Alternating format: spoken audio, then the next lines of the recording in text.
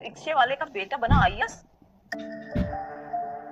ये कहानी है बनारस के अलईपुरा गांव में रहने वाले 12 साल के गोविंद की, जिसकी बचपन में ही पढ़ाई में बहुत रुचि होती और जीवन में लगातार सुख सुविधाओं का अभाव बने रहने के बाद भी क्लास में हमेशा अव्वल आता है। पिताजी रिक्शा चलाकर पूरे घर की जीविका चलाते हैं। माँ गृहिणी थी जिनका ब्रेन हेमरेज से देहांत हो चुका था, और 3 बहनें हैं जिसमें निर्मला दी की शादी हो चुकी है, और 2 बहनें ममता दी और गीता दी हमारा दायां और बायां हाथ बनकर हमेशा हमारे साथ खड़ी रहती है। गोविंद, प्रश्न उत्तर याद हो गए हो? नहा लो, हम बाल्टी भर दिए हैं। दीदी, तुम्हारी ड्रेस कहाँ है? तुम जाके नहाओ, तुम्हारी ड्रेस कल हम धो के डाल आए थे छत पे, लेकर आ रहे हैं।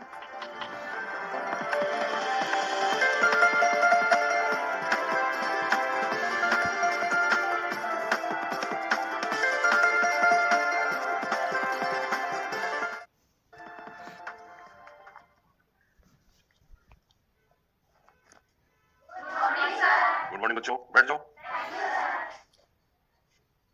सर, आज हिंदी का टेस्ट है। हाँ, आज हिंदी का टेस्ट है, लेकिन उससे पहले जो कल मैथ्स का तुम लोगों ने एग्जाम दिया है उसके नंबर सुन लो पहले। तो पहला नाम है गोविंद जायसवाल। इनके सबसे ज्यादा नंबर है, 20 में से 19 नंबर।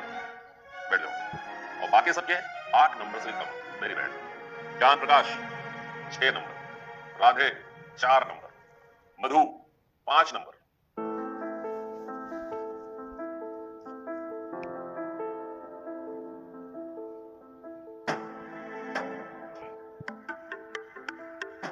गोविंद, ये फटाफट कपड़ा पहने घूमते रहते हो, बताते काहे नहीं हो? अरे दीदी, बाहर कोई टोकता है तो याद आ जाता है, घर पे आते ही भुला जाते हैं। टेस्ट कैसा हुआ आज? टेस्ट कैसा हुआ आज? दीदी, टेस्ट तो बहुत ही बढ़िया हुआ। और पता है दीदी, मैथ्स में हमारे सबसे ज्यादा नंबर आए हैं, 20 में से 19 नंबर आए हैं। कल का पेपर है? अब टेस्ट खत्म हो गया, अब हम जा रहे हैं अपने दोस्त के साथ खेलने। रात ना कर देना खेलते खेलते, थोड़ा जल्दी आ जाना। ठीक है। पापा रिक्शा चला के आ, उसके पहले आ जाना। ठीक दीदी।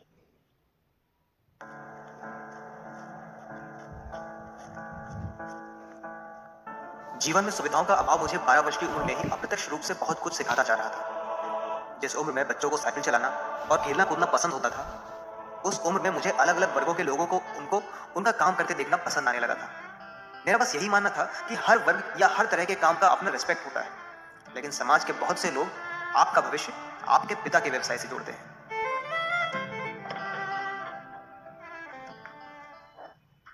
तू भी नहीं पकड़ पाया। नमस्ते अंकल। नमस्ते बेटा, क्या नाम है तुम्हारा? गोविंद। गोविंद। किसके बेटे हो? नारायण जी के। नारायण जी के। क्या करते तुम्हारे पापा? मेरे पापा रिक्शा वाले हैं। वो रिक्शा चलाते हैं और रिक्शा किराए पे देते हैं। ये साले गरीबों की पैदाइश। निकल घर से। लग बात गरीब बच्चों के साथ खेल।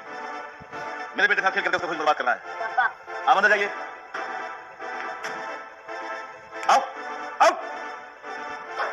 निकल।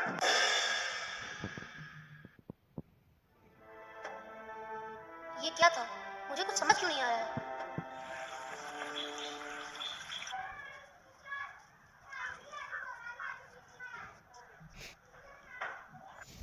सर। हाँ बेटा, बोलो। सर, हमको कुछ प्रश्नों का उत्तर पूछना था, बता देंगे? हाँ जरूर बता देंगे। कॉपी कलम लेके आओ, बहुत अच्छे से बता देंगे। सर, हमको जिंदगी के बारे में जानना था। जिंदगी पूछो, क्या क्या पूछना चाहते हो? सर, हमको कल से एक बात समझ नहीं आ रही। हम क्लास में हमेशा प्रथम स्थान प्राप्त करते हैं और अमित मेरा सबसे अच्छा दोस्त है, लेकिन जब कल हम उसके घर खेलने गए तब उसके पापा ने हमको अपमानजनक शब्दों का इस्तेमाल करके निकाल के दिया। देखो बेटा, बारिश हो रही है, आओ अंदर चलो, बताते हैं। आओ।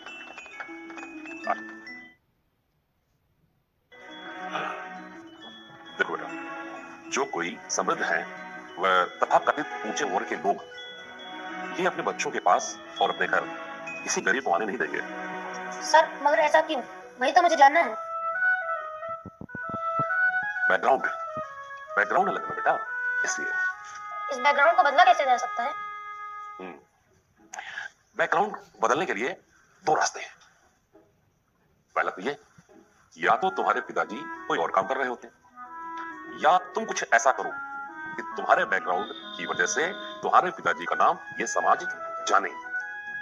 और दूसरा रास्ता ये है, या तो तुम बहुत बड़े बिजनेसमैन बन जाओ, या फिर पढ़ लिख कर IAS